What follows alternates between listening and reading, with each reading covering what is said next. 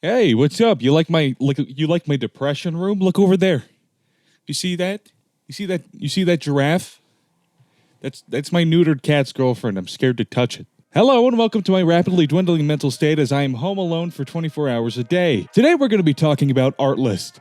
Artlist Academy is a nearly worthless program whose sole intent is to act as a dishonest advertising campaign. I want to preface this by saying I am not criticizing the people in these videos. For reasons I will explain later, they are largely non-complicit in the creation of these courses. I will be focusing purely on Artlist Academy as a program through an educational lens. I want to start with a course that I actually view fairly favorably. It gives you some fundamentals of video production while also providing valuable tutorials on how to apply these fundamentals.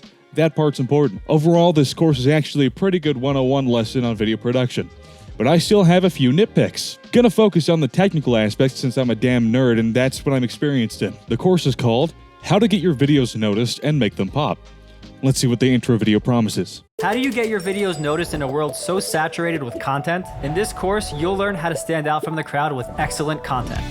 We'll cover how to get your video noticed online, how to add pizzazz to your video with color, sound design, and graphics, how to hook, retain, and engage your audience, advice for working remotely as a content creator. Let's make it poppin'. So the main points I want to focus on is that they're promising they're going to teach you a little bit about color, sound design, motion graphics, and just general presentation of your videos. That's all good. That's very important. If you have a bland looking or bland sounding video, not a lot of people are going to want to stick around. Believe me, I would know. So let's take a look at the first lesson in this course, Intro to Color for Videos. Let's see if it actually teaches you the fundamentals you need as a beginner. That's what the label says here, beginner. This is a beginner course. Let's see if this teaches you what you need to know. Pause for just a moment. I'm going to be quick and transparent. I'm out of a job right now. If you like the editing you see in this video and you need a video editor, I use DaVinci Resolve. Feel free to contact me at my business email. It'll be in the description down below or in the About tab on my YouTube page. Back to the video. Hey friends, it's camera girl Helena here. And today we are going to talk about the process thanks to which the viewer evaluates the quality of your product. So before we continue with this, I want to make sure we all know who camera girl Helena is. If we look at her YouTube channel, we can see she actually makes short films. That, to me, greatly increases her credibility as a teacher because she's actually putting her own words into use. That is important. Anyway, let's continue. Wiki says is the process of improving the appearance of an image or presentation in different environments on different devices. People often confuse color grading and color correction. Nowadays, color correction is more technical process. It makes your shots look right, with colors adequate to real life, as you can see on the example. So yes, this is important information to know, and I feel it's often overlooked. Color correction is the part where you make skin tones look right.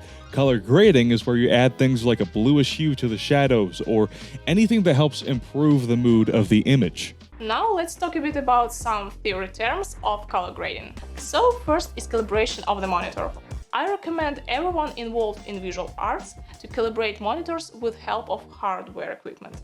Special photo element is checking the colors, compare them with the reference, and correct the color profile of the display in the application. Okay, yes and no, but this isn't really her fault. If we look over at this video on Taryn Van Hemmert's channel, side note, if you're a visual artist, this is a fantastic place to lose your fucking mind. In this video, he describes all the problems with color calibration, at least in Windows. The main gist of it is that it actually changes how colors look on the desktop, which can be an issue depending on what content you're creating.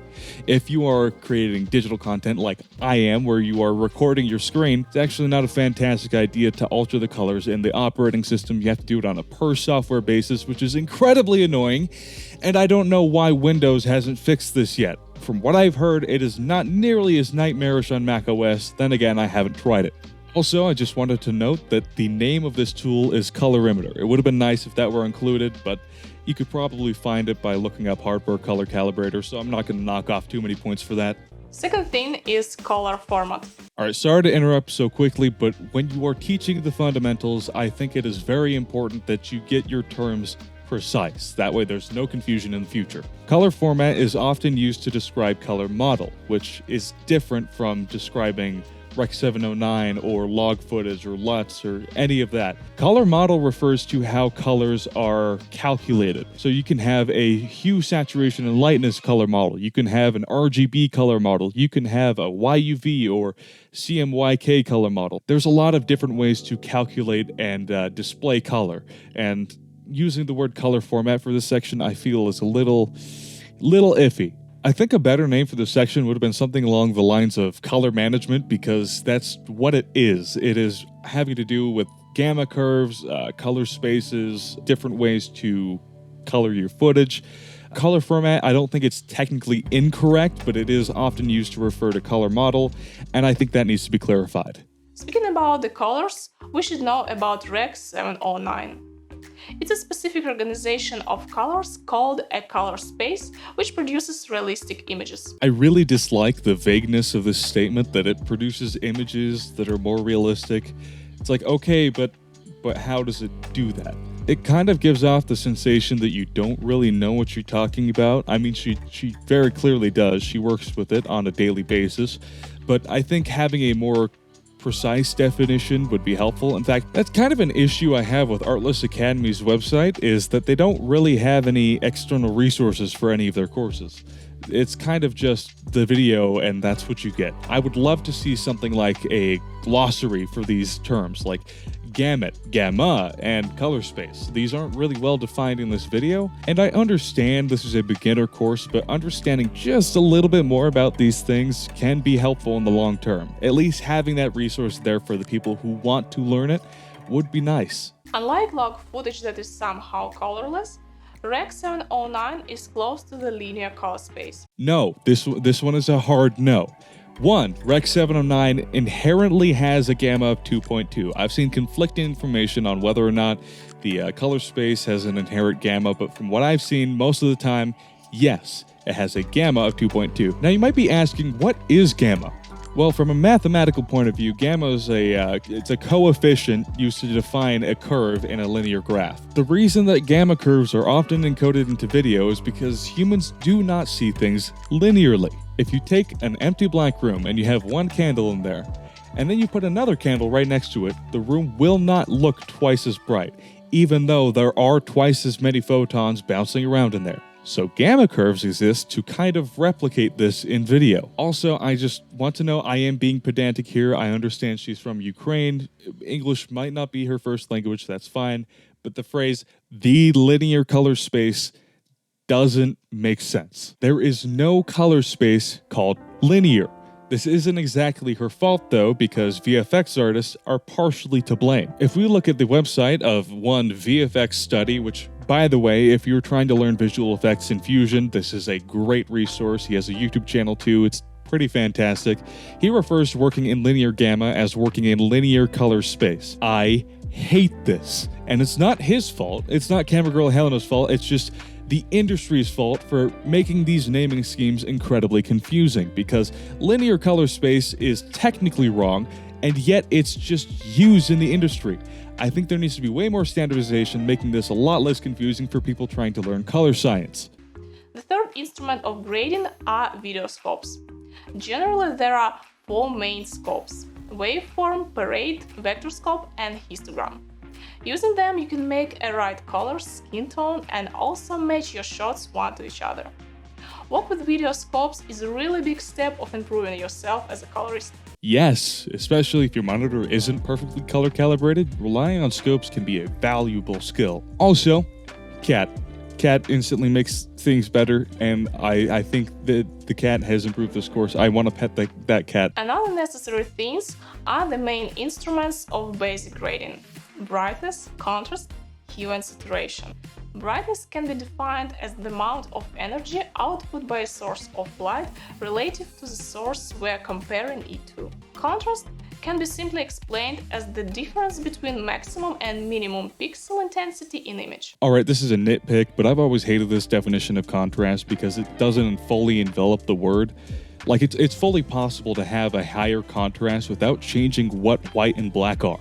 You can have white at 255 and black at 0 and still have different amounts of contrast in different images. Anyway. So that's probably all theory I wanted to talk about. we're ready to create something interesting. All right, now we're moving on to the practical section, which is my favorite part of this course. A lot of tutorials online either just throw things at you like, hey, do this, do this, do this, without explaining why.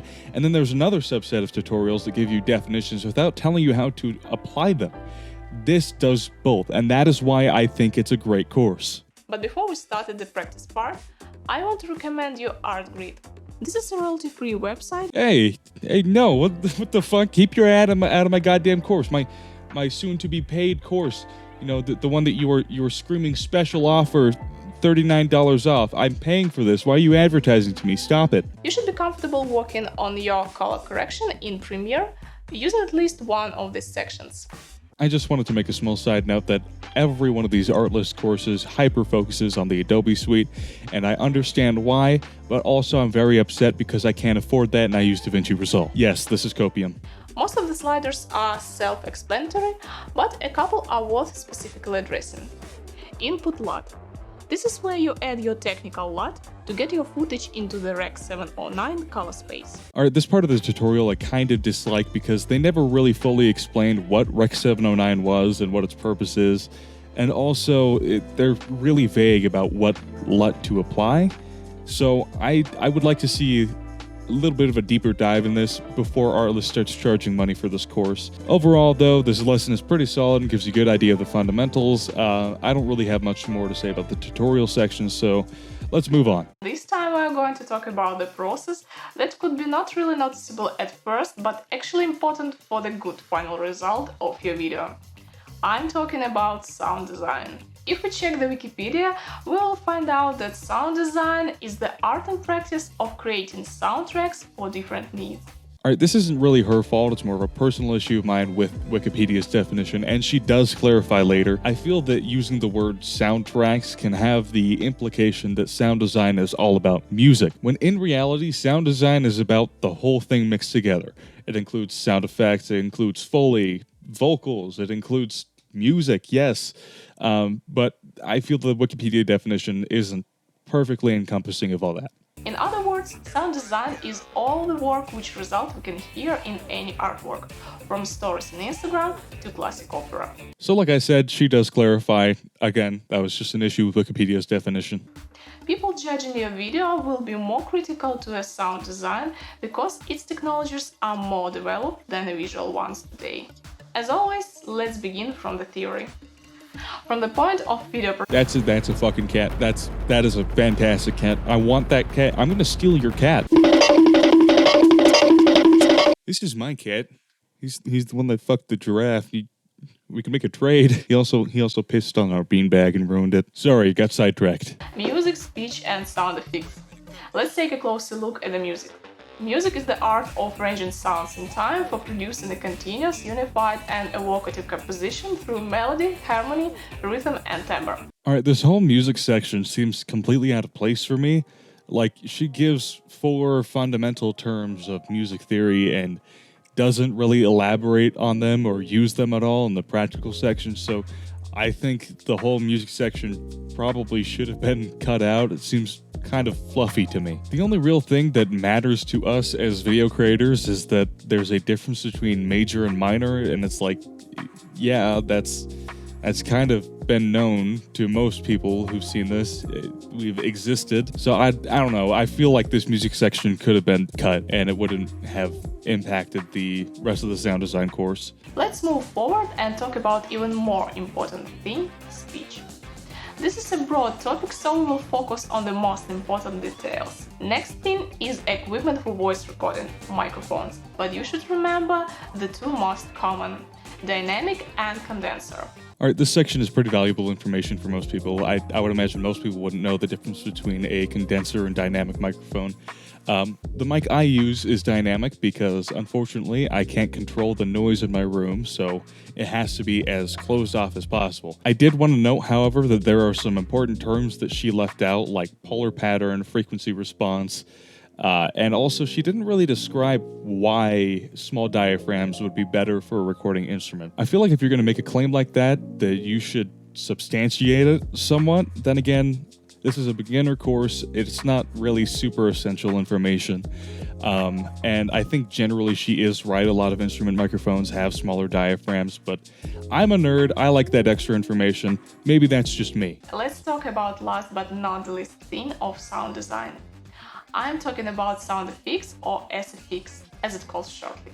There are two categories of SFX: sounds that you add to the audio sequence, and plugins that change the existing sound in a special way. I've said this before, I'll say it again. I feel like some of these terms need to be better defined. Like recording effects for yourself, there's a term for that. It's called Foley. Again, I think a glossary of terms for this course would be excellent, especially for beginners that want to get into the industry where these words are used a lot. So guys, let's start the practice part of the sound design in Adobe Premiere Pro. Now we're in the practical section. I don't really have much to say. I don't use the Adobe suite, so I can't comment on what she's doing. So let's move on to the next video. We're coming back to our course to talk about the processes of visual effects. Visual effects are the processes that help you to create images outside the context of a live shot in video production. The integration of live action footage and CGI elements to create realistic image is called VFX. All right off the bat, I dislike this definition. Not her fault, she's just reading the Wikipedia article, but I feel that the word CGI has the implication that it has to do with 3D implicitly, which no, visual effects can often be done with 2D planes instead of 3D environments like in Blender. I think a better word to use is compositing, because that is the word that has been around for decades for layering images on top of each other. Whether those images are 3D or not, compositing still works as a term, so that is my preferred term. Basically, we can split all visual effects in two big groups: informing and embellishing. The first group gives you an extra information about the video.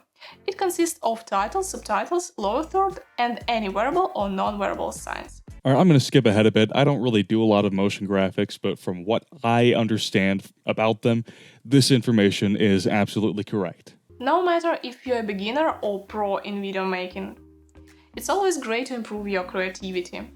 That's why I recommend you Motion Array. Another ad? Isn't this course supposed to be paid? Why am I getting another ad? We can leave as it is or make our titles even better. That's why I'm going to Oh my fucking god, this is a second ad in the same video. But what if we don't find a suitable transition? After Effects gives you the opportunity to add some new templates or presets from third-party companies. That's why we're going to Motion Array to watch some other cool transitions. 3 ads. There were 3 ads in this video for Motion Array. 3 of them. 3 separate instances. Alright, for the rest of this course, I don't really have much to say because it's more about the actual art of creating video and presenting it. And if you would believe it, the guy with 79 subscribers at the time of recording this, he's not very good at presenting himself. So with that said, I think it's about time we moved on to the course that really pissed me off. In contrast with the previous course, this one is a jumbled mess. The class is titled Compositing 101, and yet it doesn't fully address any of the promises made in the intro video. Absolutely 0 fundamental techniques are taught, and it most certainly doesn't teach you how to create almost anything imaginable with just a few simple compositing techniques. In fact, I'm pretty sure this course exists purely to fill a void in their suite of production courses. Let's get into it. So just like with the last one, I'm going to start with the introduction video. Compositing is the art of combining multiple images to create the appearance of a single image. Learn how to create almost anything imaginable with a few simple compositing techniques. We'll cover the basics of digital compositing, simple techniques for achieving impressive effects, how to use After Effects and Premiere Pro for VFX compositing, handy After Effects shortcuts to save you precious time. Let's go, y'all. Alright, what they just promised was a lot in a 1 hour, 17-minute video course. They promised that you will learn how to create almost anything imaginable with just a few simple compositing techniques.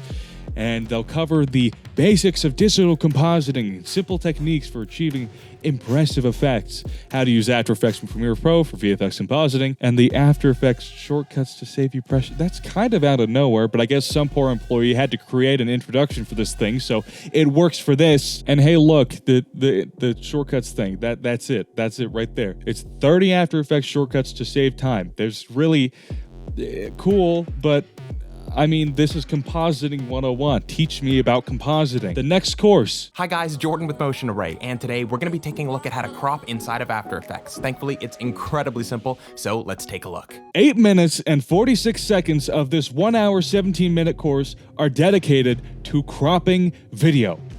How is that Compositing 101? The only, and I mean only excuse for this lesson existing is that they briefly teach you how to make a mask. Not how to animate it, just how to make it. Compositing 101. 9-minute course on how to crop. Fuck me. All right, let's look at the next course, teaching the fundamentals. Compositing 101, teaching the fundamentals, how to change solid colors in After Effects. Apparently, this is a fundamental, so let's look at it. In this quick tutorial, we're going to be showing you 2 different methods to changing solid colors inside of After Effects. I want to make note of this motion array introduction right here. I will explain that later. So a little while ago, we shared with you how to change solid color layers inside of After Effects. A little while ago? A little while ago you showed me that? Okay. No, you didn't. This is a course, right? This is a course that you just factually didn't do that. Why is that there? Again, I'll show you later.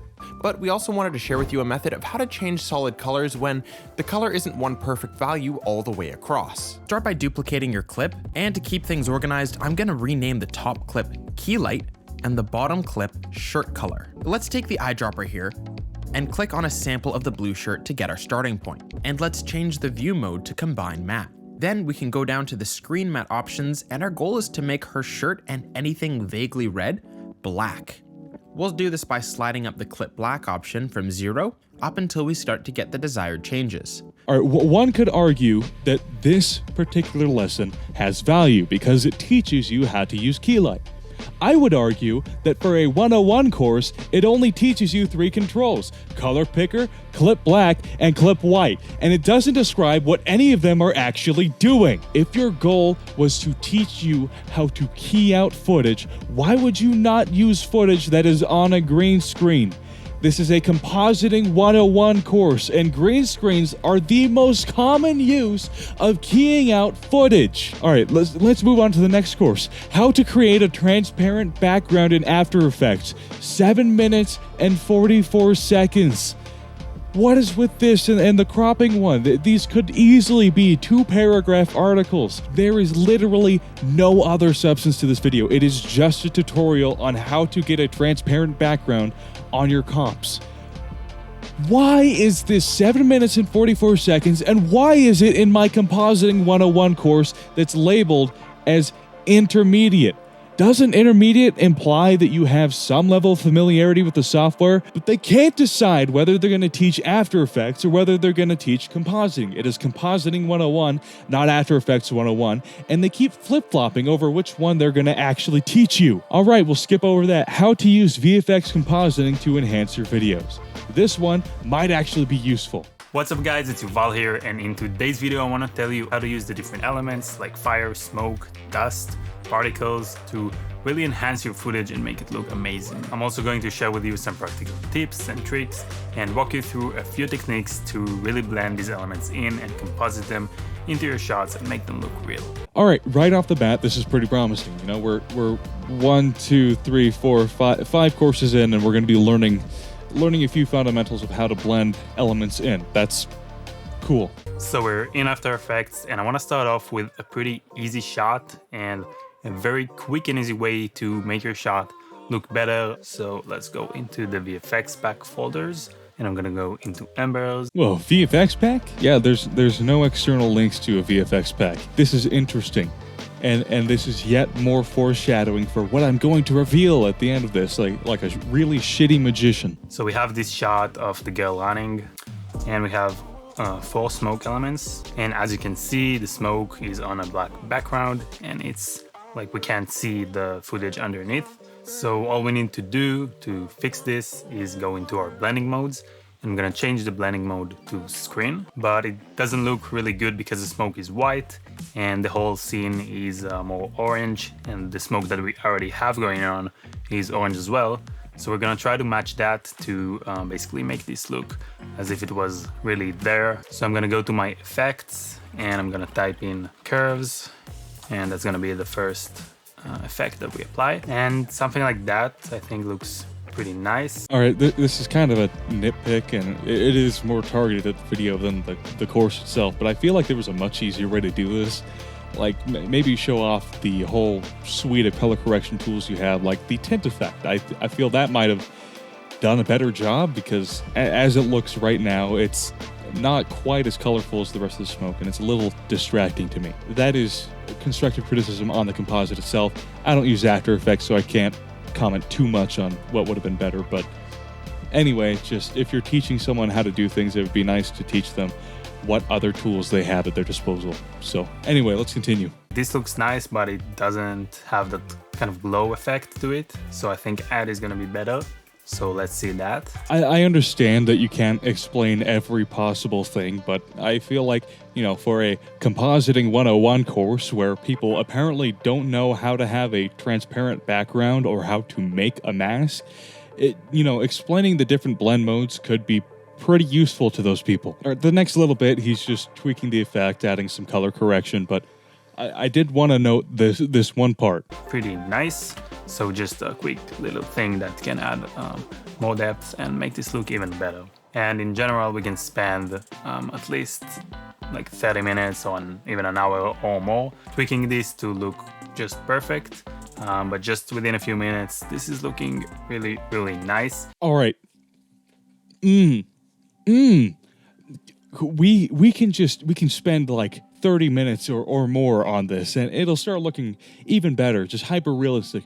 The thing is, right, this compositing 101 course hasn't given me the tools to do that.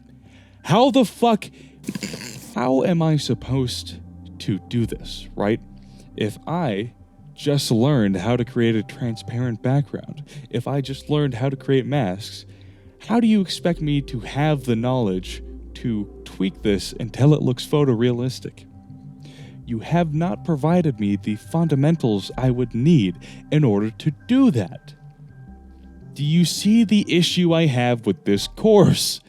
I'm gonna drag it in, and now you can see that if I choose something like screen, then it gets rid of the black, but this is not really looking good because all of the raindrops are white, which they shouldn't be, because in real life it kind of catches on the color that is already there. So the blend mode that we want to use for this is color dodge, because when we do that, you can see that now all of the colors are coming through. I love this. Thank you. Thank you for elaborating on blending modes. As a beginner, I have no idea what the fuck a blending mode is because you didn't explain that. So please do more. Match up. So what we want to do is actually motion track this, but this time we have like a forward movement, and we also have like the X and Y movement. So I do want to motion track this using the After Effects tracker, and I'm gonna select track camera, and I'm gonna basically let it finish tracking.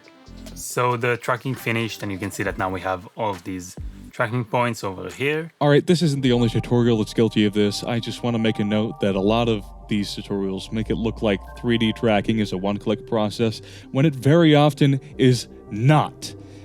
Having a little bit of elaboration on how to fix a botched track would be really handy for a Compositing 101 course. If you can tell, I'm very bitter about the title of this course. It's incredibly misleading. Alright, so overall, this tutorial isn't horrible at what it's trying to accomplish. It does show you how to match colors, it does show you how to motion track things. That's cool.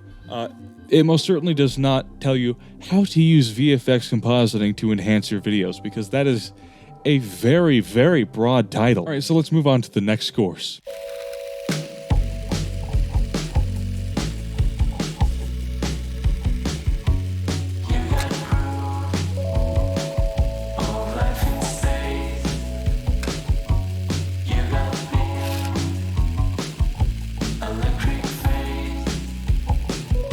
Today we're going to show you how to create a Super 8mm film look using assets like film grains, film mats, and film burns. Let's jump in.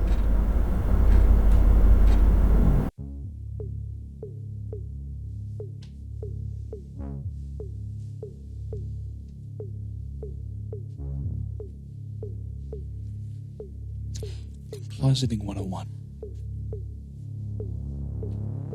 Compositing 101!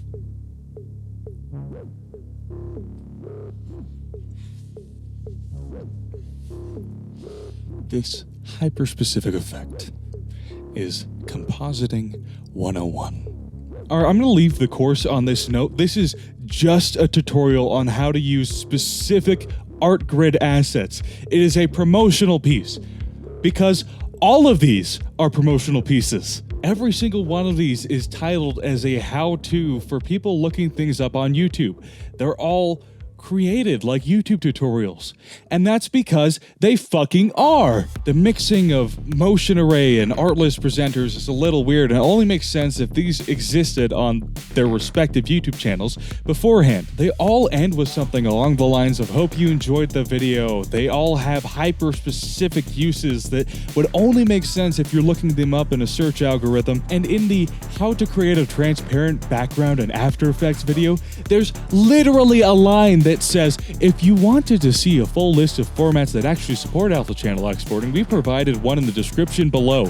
The description that does not exist in Artlist Academy. Oh, and also, I found them all on YouTube. Every single video in this soon-to-be paid course, according to them, $0 to $39, was on YouTube beforehand. The earliest of which was 2 years before the announcement for Artlist Academy came out. If you're completely confused as to why I'm upset about this, let me direct you to their website. If you go to the Artlist Academy website right now, there is a big, beautiful, brightly colored banner that says special launch offer. All courses are free for a limited time only. And then you click on the courses and look, $0. Well, it's supposed to be $39. This is where I get upset.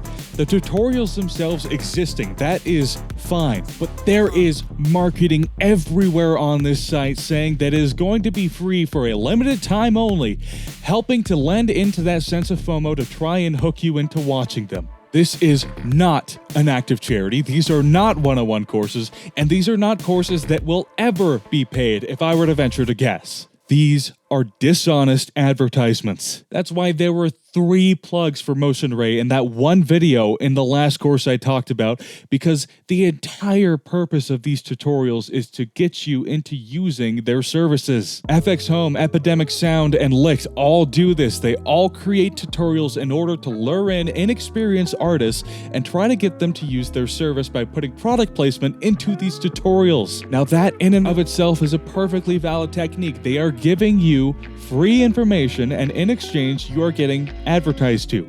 That's fine, but it's not dishonest. Artlist Academy has proven itself to be a program purely for the sake of promoting Artlist products. This sucks. I really wanted a decent course to show me some best practices when doing visual effects or editing a video, but for the most part, Artlist Academy doesn't provide any of that. That's not to say there isn't any good information. The first course was actually pretty decent 101 class in creating videos for someone who's trying to get into it but doesn't know where to start. Coincidentally, I couldn't find any of these videos on YouTube. It's almost like when you custom make something for a certain purpose, it's better at fulfilling that purpose. And also something that pisses me off, again, I've made the joke a couple of times, I don't have Creative Cloud, and they don't make it obvious that they're going to be using exclusively Creative Cloud. The only one where they use anything other than Adobe products is in the color correction course, and that's purely because DaVinci Resolve is the industry standard. Part of the reason that I'm so confused by their insistence to use Creative Cloud is that last year they bought FX Home. If you don't know who FX Home is a company that creates a software called HitFilm, which is an all-in-one compositing and video editing software.